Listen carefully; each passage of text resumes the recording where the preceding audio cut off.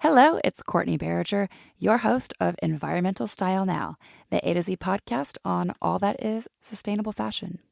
It's a nice, bristly holiday season and the perfect time to stay cozy in your sustainable housewares. And as a thank you for listening, our sponsor Holding Court is offering a special discount to you for home goods and apparel at 25% off. The promo code is one word, get cozy. And this discount includes all herbal teas, bath teas, and fireplace scented candles. Now, on this episode of ES Now, we are speaking with Lotte Shuurman of Fair Wear Foundation to discover a better way to make clothes.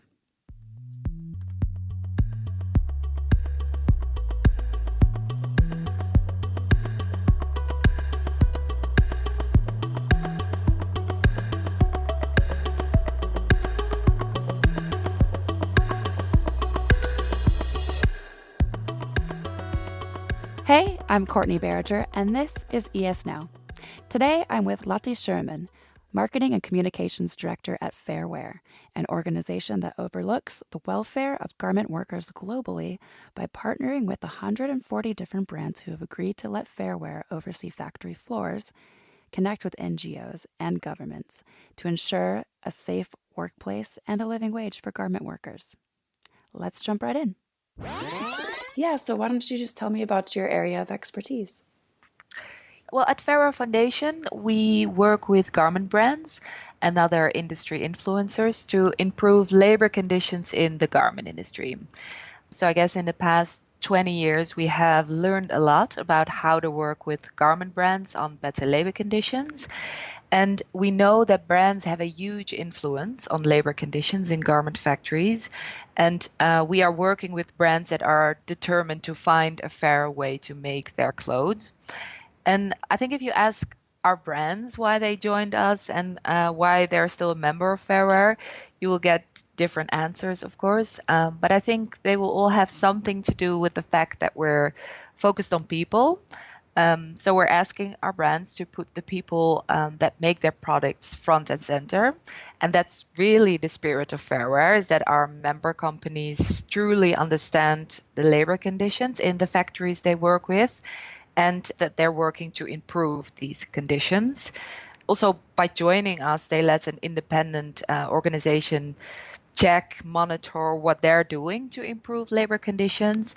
And that guarantees a level of credibility to the work that brands are doing, instead of that a brand is saying that they're doing good work. It's better to let an independent organization say that for you.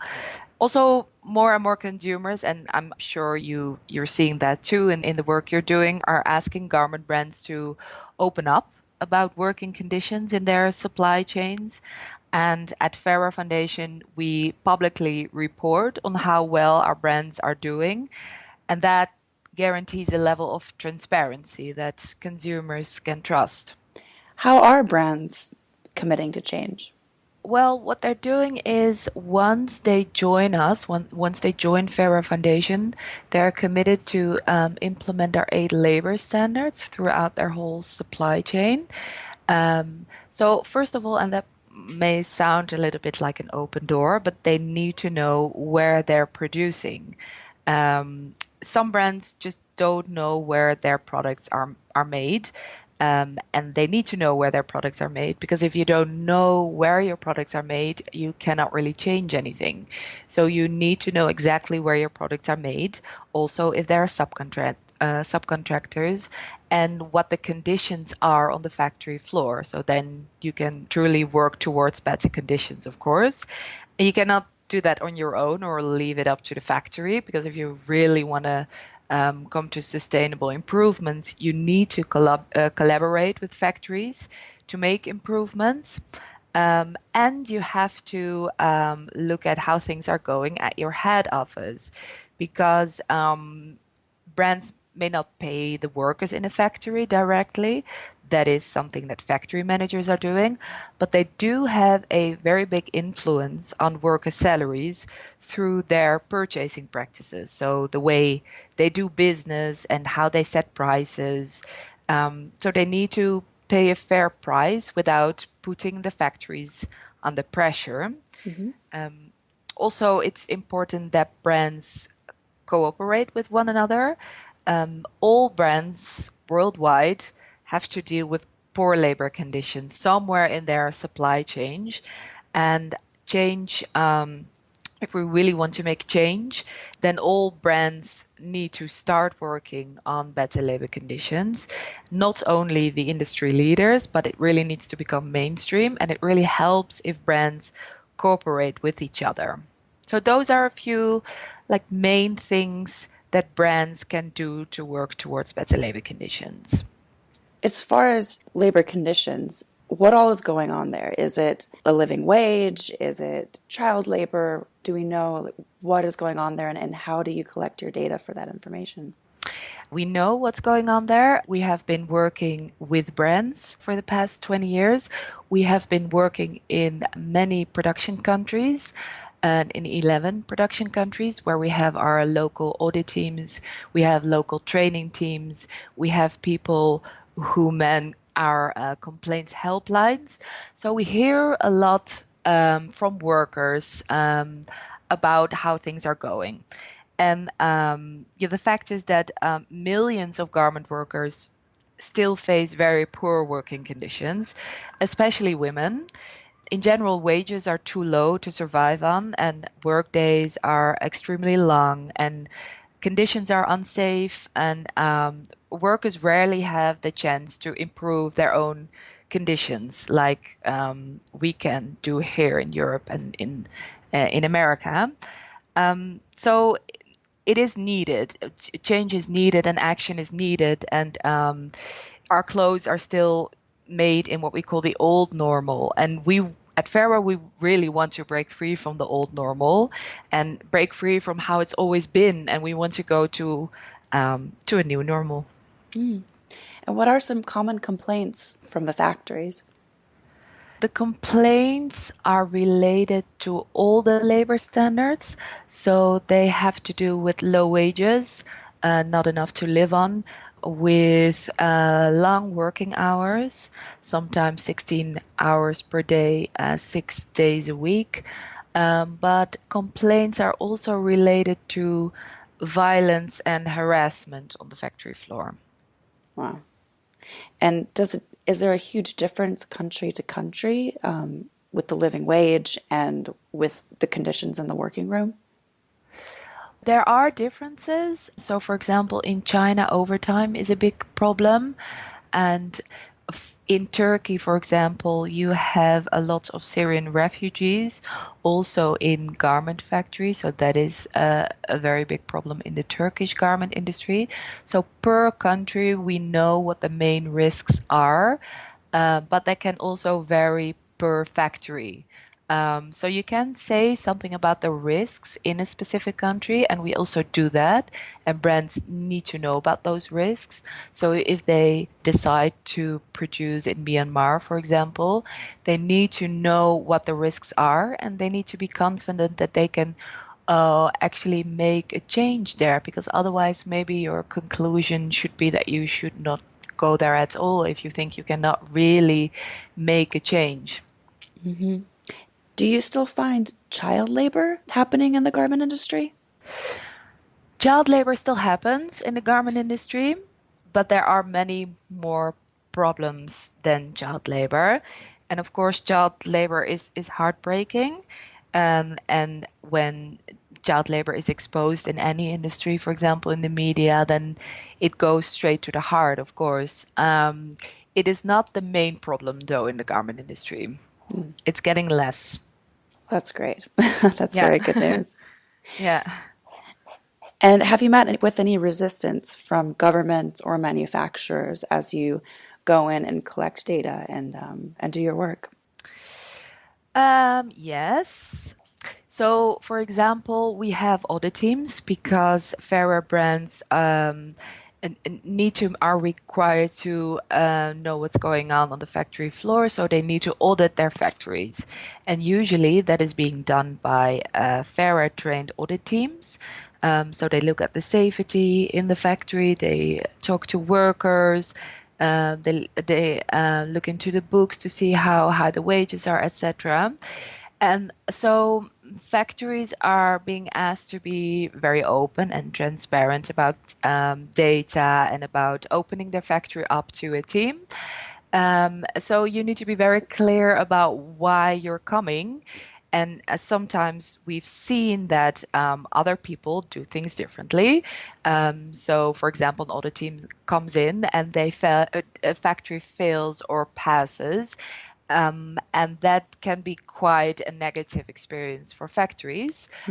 However, we feel that you cannot say that a factory fails or passes because there's always room for improvement, and you cannot really leave it up to the factory alone. So brands need to step up as well. They can improve a lot when it comes to their purchasing practices, for example. So the whole thought behind an audit is to see what the factory floor conditions are, see where there's room for improvement, and make a timeline, and making sure that the factory and the brand can work together on improvements. But that, yeah, as you can imagine, probably can sometimes, sometimes cause a lot of causes problems because it's also a sensitive topic. Of course, do you think that there might be any like misinformation in turning in some of the information that people are coming to collect? Um, uh, there might be, but I have to say that our audit teams are very well trained, and they are, for example, very well in exposing double bookkeeping.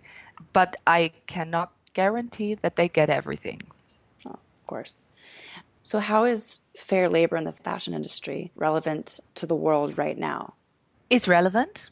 We're still buying a lot of clothes, and I found this a recent Deloitte study, and it found that American consumers, they spend a smaller part of their income to clothing.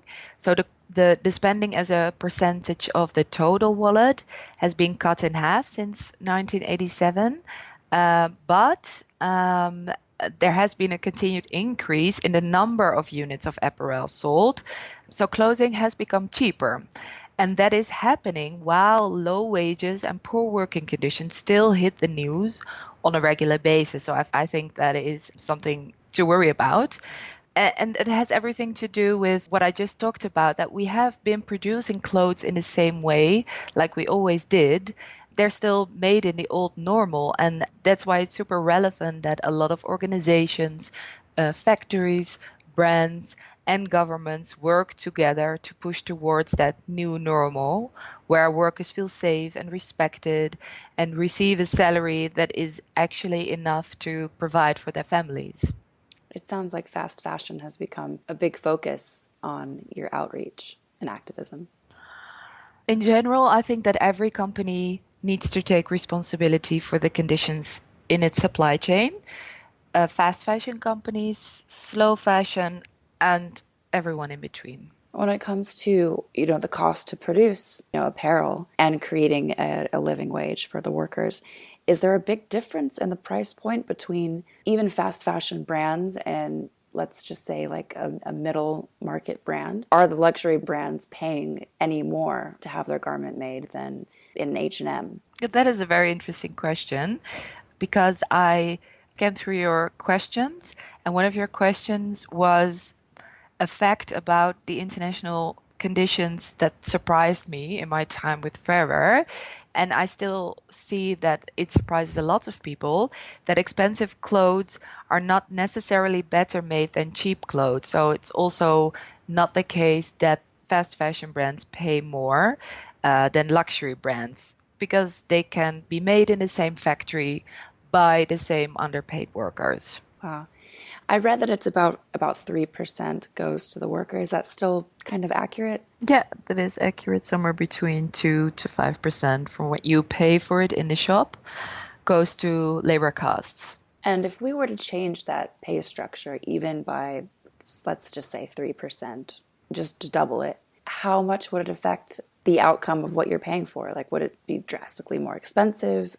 As a consumer, you mean? Yeah, as a consumer. No, it would actually not be so bad, because I think a while ago, one of our brands did the math on this, and they wanted to sell a T-shirt for a fair price, and it ended up being, it was a British brand, 10 pence more to pay a living wage to the workers who made it.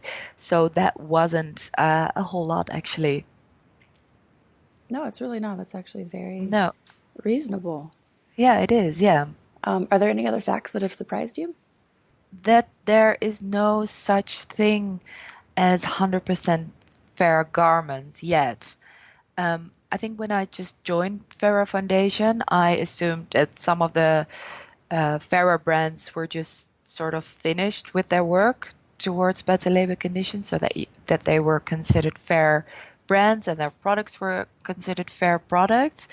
And later I realized, or quite fast, that that is not realistic at all. That it is really an ongoing, continuous improvement process, and something that one brand can certainly not realize on its own. You need all brands on board. Is that because the supply chain changes every couple of years or so? Or is that just because of government change? Or what would you think is the number one reason? You're right that there are a lot of external factors as well. What's very important to realize is that international garment supply chains are extremely complex. So before a jacket ends up in your closet in a shop, many hands have touched it already. It's been designed, of course, spinning, the weaving, dyeing cotton, the cutting, sewing, finishing. So many places where things could have gone wrong. So it's hard to guarantee that everyone along that whole supply chain has been treated fairly. And also, what makes it even more complex is that most factories produce for a lot of garment brands at the same time. And the other way around, brands use a lot of different factories, which also raises questions about responsibility. So, whose responsibility for what if you're sourcing with so many garment brands in one factory? So would you say it's the responsibility of the brand to not only commit, but to send people to audit all of the factories that they're working with? Brands have a big responsibility. They are responsible for the conditions in their whole supply chain.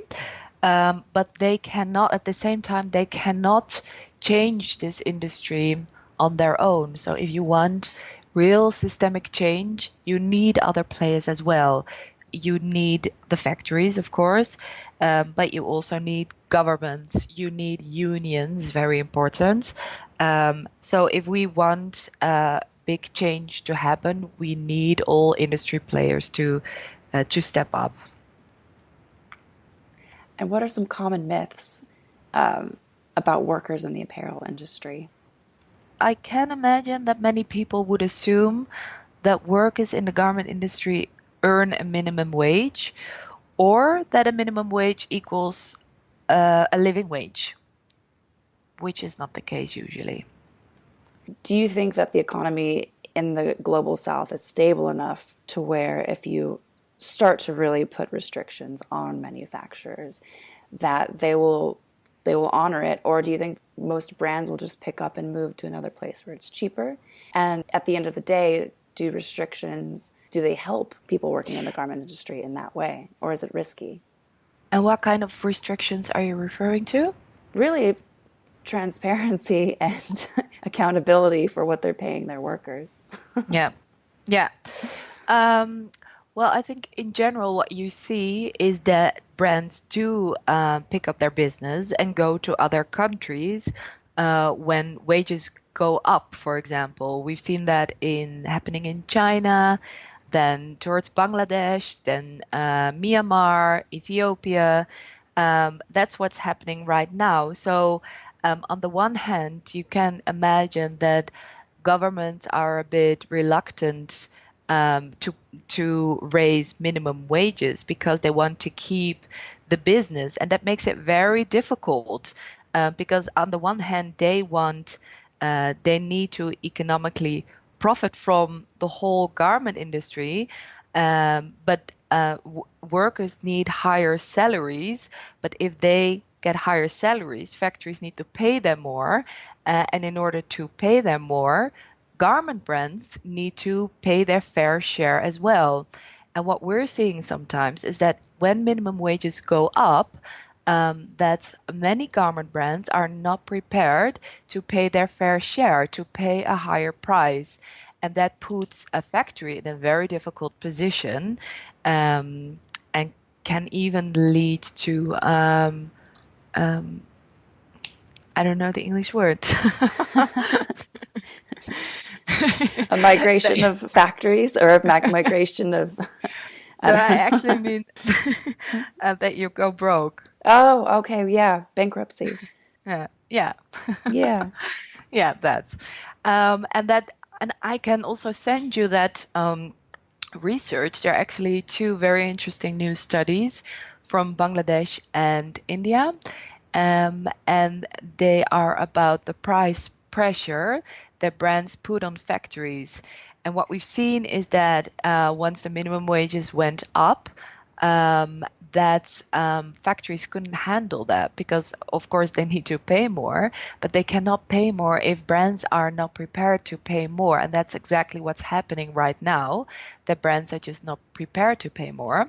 Maybe not always because they don't want to, or because they're evil or bad, but because maybe they don't know how to come to a fair price, because the whole garment industry is not super transparent. So if you negotiate with a factory, so if a brand negotiates with a factory about a price, then it's usually one set price, and it's not. They're not transparent about which part of that price is actually going to labor costs. So it's important to ring fence that part, that labor cost price. So that's what we call open costing. So brands and factories are both really open about where the money goes to. And if you know that, it's much easier to do the math and see what factory need to get more to actually pay their workers a better wage. Have you had any favorite moments since you began working with Fairwear?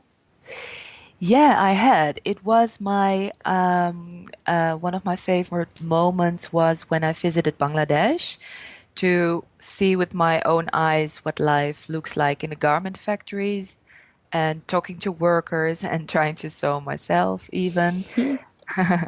I joined a fair wear training that helps women workers and their managers also to prevent violence and harassment, a very important theme at fair wear. And I also observed a training for an anti-harassment committee that was established in the same factory. And on my last day, I joined a drawing workshop that I still sometimes think about, because workers got challenged to draw their family and their work life, and emotions run really high. And many of the workers had very emotional stories. And for example, one of the women told us that she was 11 years old when she got married, and 3 years later she got pregnant already. She talked to us about her very violent husband who left her, and she stayed with her seven brothers. I looked it up, and sisters, and her parents and her two children in the village. And when we met her, she already worked in the garment factories for 14 years, and she was still responsible for all expenses for the whole family. And that was a really touching moment, actually. The whole drawing workshop, to get so close to the people who actually make your clothes, and yeah, to hear those stories, and see where they work, and also respect what they're doing, and yeah, what they're able to do in the factory. Sometimes it feels like, literally it is a world away from Yeah. developed world. And I also think a lot of people might in their minds just think, okay, well, this is a culture where they're used to this. But it sounds to me like there is acute suffering and awareness that their lives could be different. Yeah, good point. They may be used to it, but these are conditions that you would never approve of for yourself or for your friends. So why do we approve of these conditions for people making our clothes? That is, yeah, that is just not fair. No, there's like a disconnection there. Yeah, and that is why I'm so happy to work with an organization that really puts the people that make our clothes front and center, and that really that we see positive examples of how things can improve every day. So with our brands, with the brands we're working with, also in the production countries, so we know that things can be different and can be better. We talked a lot about the bad labor conditions, but luckily we also see positive stories here within Fairwear. I'd love to hear some examples. It's quite unique in a factory that there is a complaint system at all.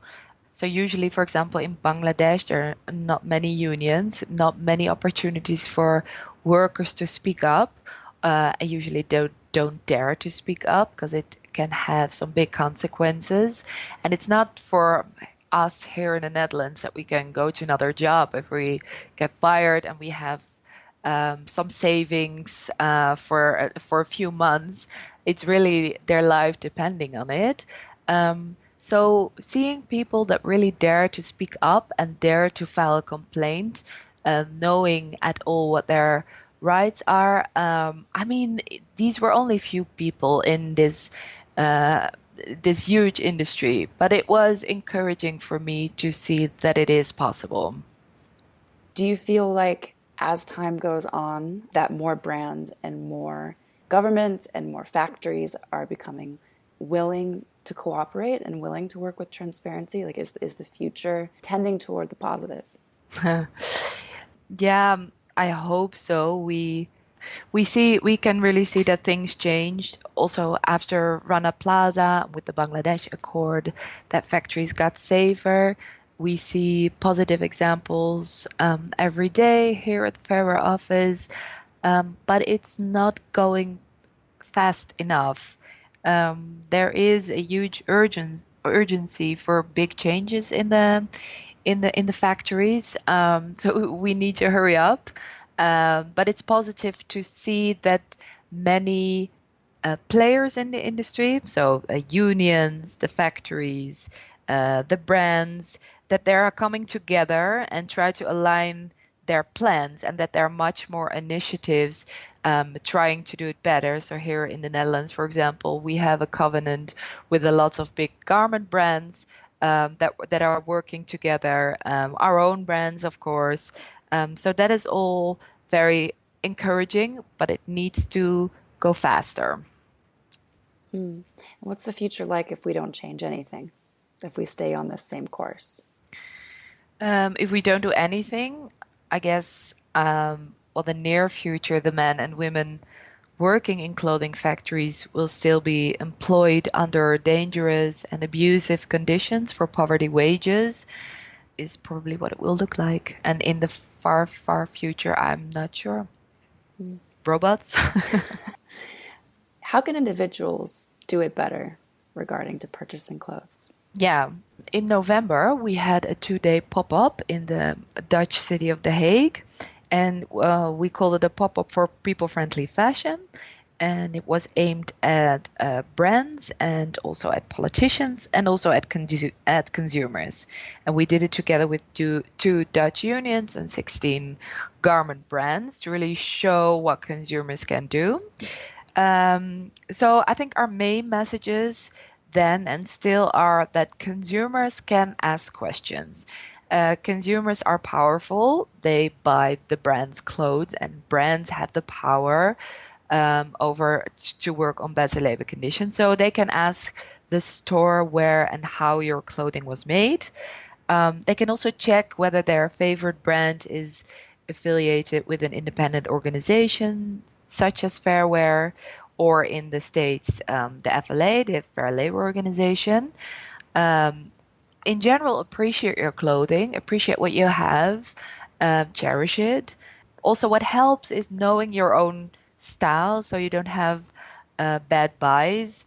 And we made this pamphlet, and one of the things we put on the pamphlet was shop more often in your own wardrobe. So that is in line with appreciating what you already have, because a lot of people have many items in their wardrobe that they never wear.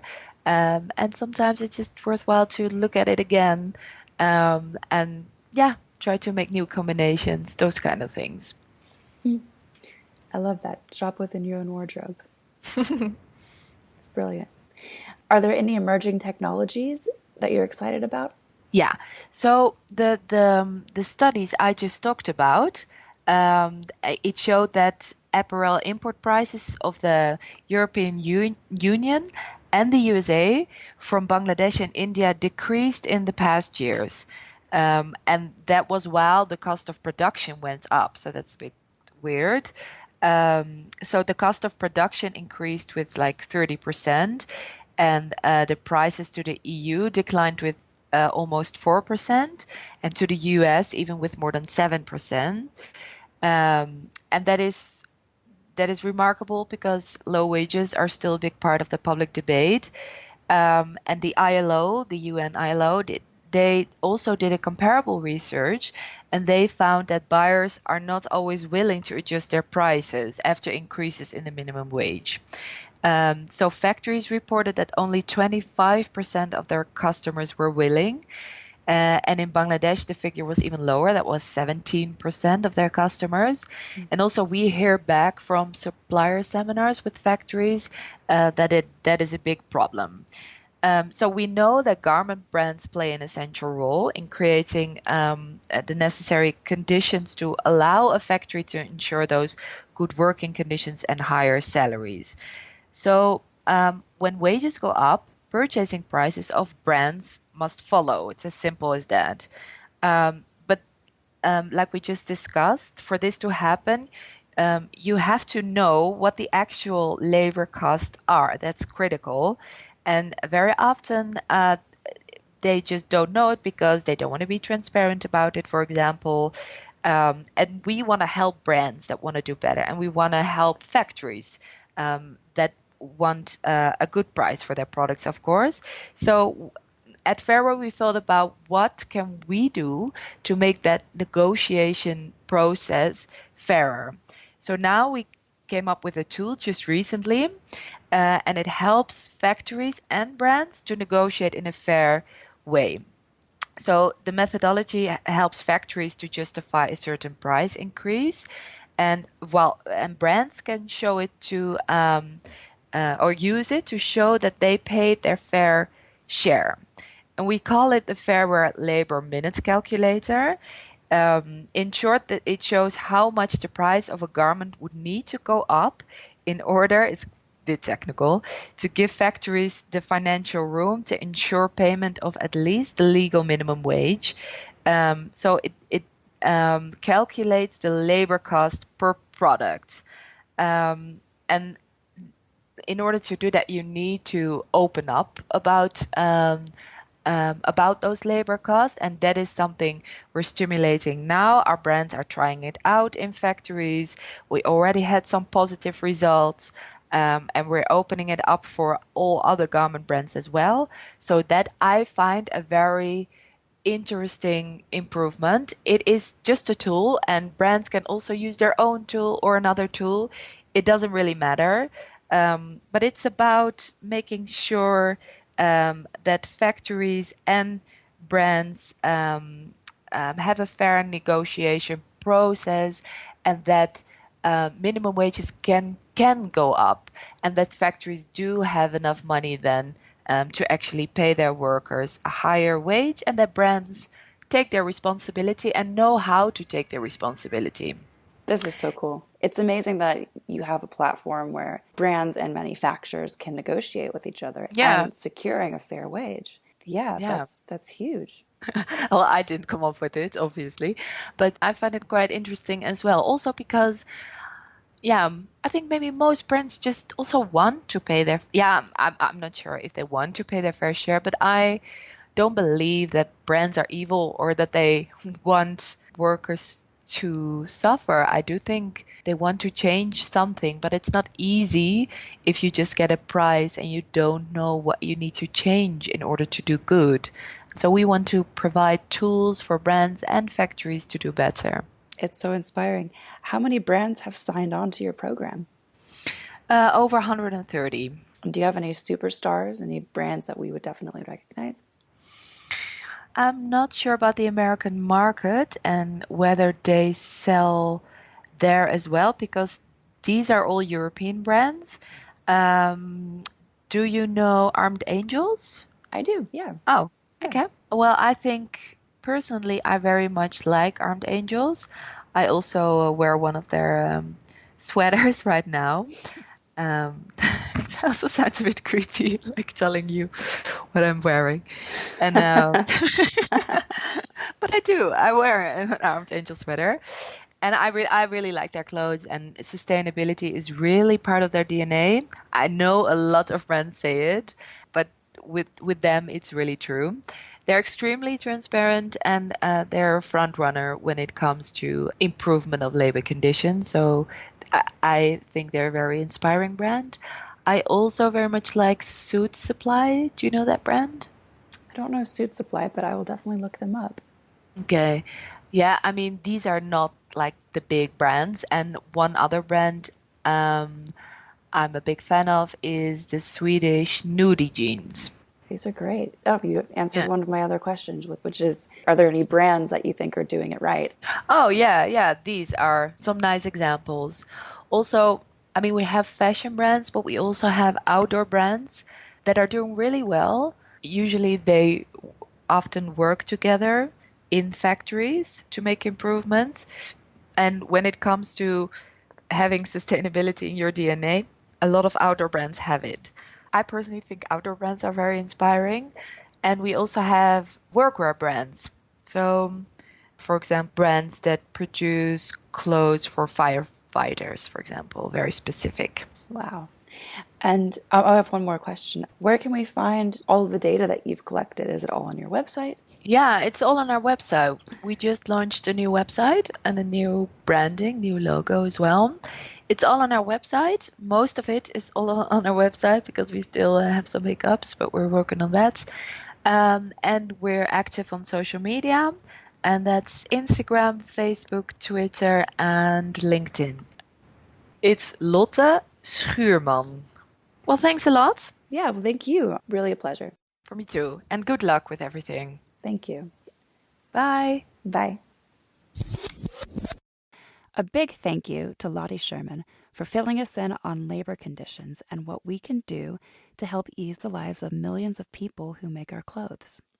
You can keep up with her work on her Instagram, and that's at Fairwear Foundation. Thank you for listening. Have a wonderful holiday season and stay warm. That's a wrap.